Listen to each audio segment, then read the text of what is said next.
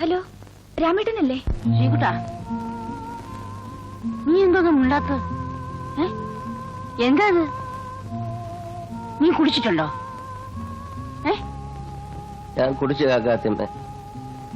എനിക്ക് ആരുമില്ല, എനിക്ക് ഈ ലോകത്ത് ആരുമില്ല. എല്ലാം എന്റെ വിധിയാണ്.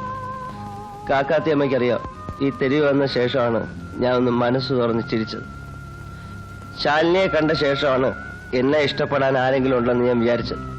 എനിക്ക് തെറ്റുപറ്റിപ്പോയി. അവള് വലിയ ആളായ പിന്നെ എന്നെ മറന്നുപോയി. കാക്കാത്തിയമ്മ എന്നെ അറിയാമെന്ന് പറയുന്ന പോലും അവൾക്ക് നാണക്കേടാണ്. എനിക്ക് കരയാനാ തോന്നിയത്. കരയാതിരിക്കാനാ ഞാൻ കള്ളുപിടിച്ചു. ഞാൻ പോവാണ്. എവിടേക്ക്? എനിക്കറിയില്ല. പക്ഷെ എന്റെ ചിക്കൂനെ ഞാൻ കണ്ട ഈ തെരുവില് ഇനി എനിക്ക് ജീവിക്കാൻ പറ്റൂല. ഈ തെരുവ് കാണുമ്പോഴെല്ലാം എനിക്ക് അവളെ കുറിച്ച് ഓർമ്മ വരും. ഞാൻ പോവാണ് കാക്കാത്തിയമ്മ. എല്ലാം മറക്കാൻ വേണ്ടി എവിടെയെങ്കിലും ഞാൻ പോവാണ്. ഞാനിനി വരില്ല. ഒരിക്കലും വരില്ല, ഒരിക്കലും വരില്ല.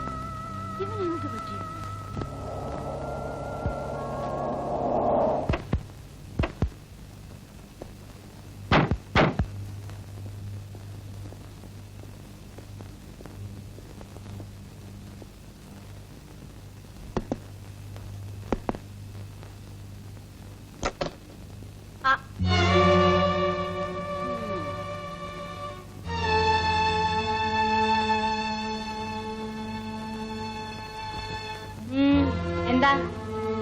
കാക്കാത്തിയമ്മയ്ക്ക് എന്നെ ഓർമ്മയുണ്ടോ? അന്ന് ശ്രീ എന്നൊരാളെ കുറിച്ച് അന്വേഷിച്ചതായി ഓർമ്മയുണ്ടോ? ആ, ഇപ്പൊ ഓർമ്മയുണ്ട്. അത് ശാലിനി പറഞ്ഞയച്ചിട്ടായിരുന്നു. അന്ന് നിങ്ങൾ എന്നോട് പറഞ്ഞു അങ്ങനെ ഒരാളെ നിങ്ങൾക്ക് അറിയില്ലെന്ന്. നിങ്ങൾ അന്വേഷിച്ചത് ഒരു ഏലക്ക മുതലാളിയെ കുറിച്ചായിരുന്നില്ലേ? കണ്ണു കാണാത്ത ഈ പെൺകുട്ടിയോട് ശ്രീകുട്ടൻ അഭിനയിച്ച ഒരു വേഷമായിരുന്നു ഏലക്ക മുതലാളിയുടെ. കളിയായിട്ടോ കാര്യമായിട്ടോ അതൊന്നും എനിക്കറിയില്ല. പക്ഷേ ആ കള്ളമാണ് ഈ തെറ്റിദ്ധാരണകളെല്ലാം ഉണ്ടാക്കി വെച്ചത്. അയ്യോ, ഇതൊന്നും എനിക്ക് അറിഞ്ഞൂടായിരുന്നു. ആർക്കും ഒന്നും അറിയില്ല. ആരും മനഃപൂർവ്വം ഒന്നും ചെയ്തതുമല്ല. പക്ഷേ സംഭവിക്കേണ്ടതെല്ലാം സംഭവിക്കുകയും ചെയ്തു. മോളെ, ഞാൻ ഒരുപാട് തേടി കാക്കാത്തിയമ്മേ. ഒരിക്കൽ പോലും കണ്ടിട്ടില്ലാത്ത ഒരാൾക്കൂട്ടത്തിൽ ഞാൻ എങ്ങനെയാ തിരിച്ചറിയാ? ഇനി ഇതൊക്കെ പറഞ്ഞിട്ട് എന്താ കാര്യം? ഞങ്ങൾ വന്നത് ശ്രീകുട്ടൻ എവിടെയുണ്ടെന്ന് അറിയാനാണ്. അവനെ വിളിച്ചുകൊണ്ട് പോകാനാണ്. കലങ്ങിയതൊക്കെ ഒന്ന് തെളിച്ചെടുക്കണ്ടേ?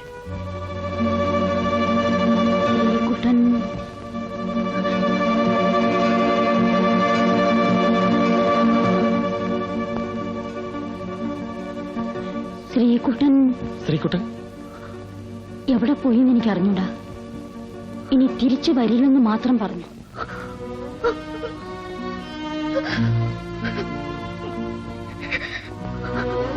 എവിടെയുണ്ടെങ്കിലും നമുക്ക് കണ്ടുപിടിക്കാം. Don't be silly. Come on.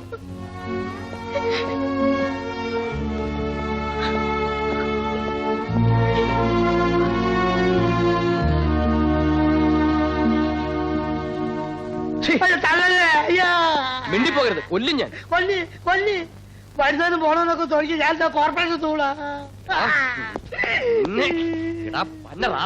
എന്തോ നിന്നോട് ആ കാക്കാത്തി കഴിഞ്ഞ ഒരു ആസിഡ് പറഞ്ഞാരാ? ഞാനും കൂടെ കയറ്റി വിട്ടില്ല. അത് താഴെ കയറിയൊന്നല്ലേ. അവളെ സെക്രട്ടറി ആണെന്ന് പറഞ്ഞ് നടക്കുന്നേ. സെക്രട്ടറിക്ക് എന്താ കുഴപ്പം? കുഴഞ്ഞു കുളമായില്ലേ? നിന്നെയൊക്കെ ഇറക്കിവിടേണ്ട സമയമായി. അയ്യേ, അത് പേടിക്കണ്ട. അവൻ സ്ഥലം വിട്ടു കഴിഞ്ഞു. എവിടെയാന്ന് ആർക്കും അറിയില്ല. പക്ഷെ കണ്ടുപിടിക്കാൻ അവൾ ശ്രമിക്കും. അതങ്ങ് പള്ളിയിൽ പോയി പറഞ്ഞാ മതി. ഈ കുമാരൻ ജീവിച്ചിരിക്കുന്നിടത്തോളം കാലേ അവര് നമ്മൾ കാണില്ല, കണ്ടുമുട്ടില്ല. രാജാ ബേയ് ഒന്ന് വെച്ചാ രണ്ട് വെച്ചാ. നീ പാട്ട് പാടാൻ പോകാതിരുന്നുണ്ടോ? റെക്കോർഡിംഗിന് പോകാതിരുന്നുണ്ടോ? നിന്റെ ശ്രീയേട്ടൻ തിരിച്ചു വരാൻ പോകുന്നില്ല. നിരാശ ഒന്നിനും ഒരു പരിഹാരമല്ല. അയാളെ നമ്മൾ കണ്ടുപിടിക്കാം. ഞാനല്ലേ പറയുന്നു? എനിക്കൊരു പ്രതീക്ഷയില്ല. ഞാൻ ആർക്കു വേണ്ടി പാടുന്നു? എന്തിനു വേണ്ടി പാടുന്നു? നീ ഏറ്റവും കൂടുതൽ സ്നേഹിക്കുന്നത് സംഗീതത്തെയും ശ്രീകുട്ടനെയുമാണ്. ശ്രീകുട്ടൻ നിനക്ക് നഷ്ടപ്പെട്ടെന്ന് നീ വിചാരിക്കുന്നുണ്ടോ? ഇപ്പോൾ നിന്റെ ഒരേ ഒരു ആശ്വാസം ഒരുപക്ഷെ നീ പാടുന്ന പാട്ടുകളായിരിക്കും. അത്രയും നേരത്തേക്കെങ്കിലും നിനക്ക് മറ്റെല്ലാത്തിനെ കുറിച്ചും മറക്കാൻ കഴിയും. ഇല്ല രാമേട്ട, ഇങ്ങനൊരവസ്ഥയിൽ എനിക്കിനി പാടാൻ കഴിയില്ല. ഞാനിനി പാടില്ല. ഞാൻ ഇന്നുവരെ ഒരു കാര്യവും നിന്നോട് ആവശ്യപ്പെട്ടിട്ടില്ല. ഒരു ഏട്ടൻ എന്ന നിലയ്ക്ക് ആദ്യമായിട്ടും അവസാനമായിട്ടും ഞാൻ ആവശ്യപ്പെടുകയാണ്. It's A request, just A request. ഇത് നിരസിക്കുകയാണെങ്കിൽ നിന്റെ മനസ്സിലും ജീവിതത്തിലും എനിക്കൊരു സ്ഥാനവുമില്ലെന്ന് ഞാൻ തീരുമാനിക്കും. ഒരുപക്ഷെ ആ തീരുമാനങ്ങൾ കൊണ്ട് നിനക്കൊരു നഷ്ടവും വരാനില്ല. രാമേട്ടാ, ശാലിനി, ശാലിനി ഇനിയും പാടണം.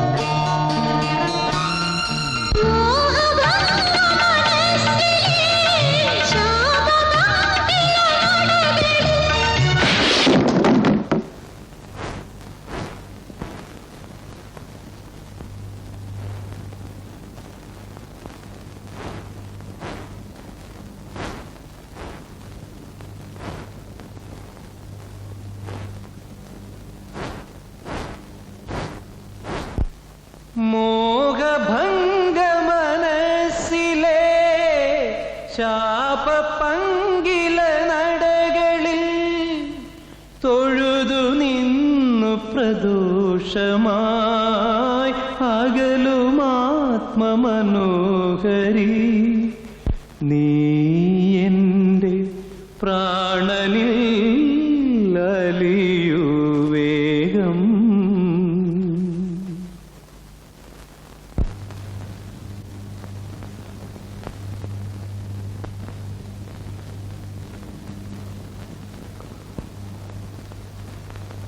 ചിക്കു,